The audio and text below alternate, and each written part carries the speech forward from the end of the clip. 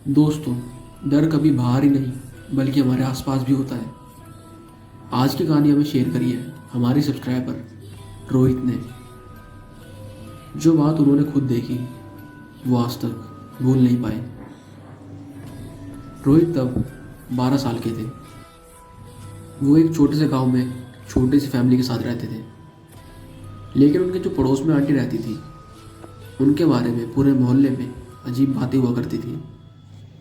पड़ोस के लोग कहते थे रात को उनके घर से आवाज़ें आती हैं, छत पर कोई चलता है दिया लेके, और वो किसी का नाम लेकर कुछ अजीब जलाती है। रोहित को पहले लगता था ये सब एक अफवाह होती है, पर एक रात सब बदल गया। रात के करीब 2 बज रहे थे। घर में सब सो रहे थे। रोहित को खिड़की के बाहर से एक आवाज़ आई, जैसे कोई मिट्टी खुरच रहा हो। उसने खिड़की से झांक कर देखा। जैसे उसने खिड़की से बाहर देखा, रोहित का शरीर अचानक से जम गया। उसने देखा पड़ोस वाली जो आंटी थी जमीन पर लाल सिंदूर, काले चावल और एक पुराना ताला रखकर गोल सर्कल बना रही थी, और उनकी नज़र सीधा रोहित के घर पर पड़ी। फिर उस औरत ने धीरे से अपना सर उठाकर सीधा रोहित की खिड़की की तरफ देखा। उनकी आंखें बिल्कुल काली, और वो रोहित को देखकर हल्की सी मुस्कुराई। ये सब देखकर रोहित का गला सूख गया। रोहित ने ये सब बात अपनी मम्मी को नहीं बताई। उसने ये बात बस अपने आप में रखी।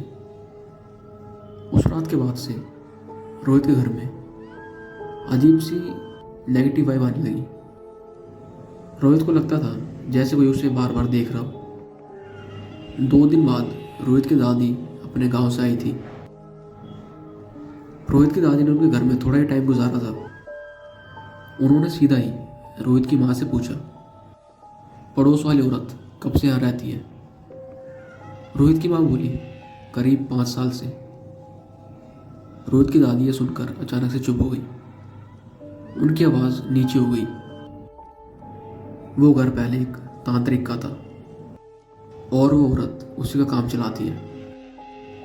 थोड़े टाइम में ही उनके घर में अजीब सा माहौल बनने लगा। ये सब देखकर रोहित की दादी ने एक पंडित बाबा को बुलाया।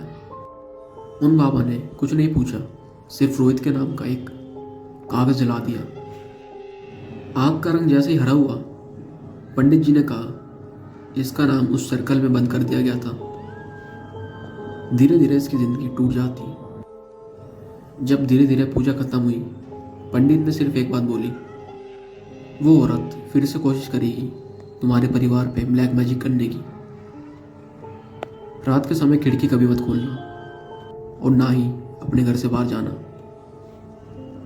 आज रोहित ठीक है, जिंदगी उसकी नॉर्मल चल रही है, लेकिन वो कहता है मैं आज भी रात को खिड़की नहीं खोलता। पड़ोस का घर अब खाली है, पर कभी कभी रात में फिर वही आवाज़ आती है।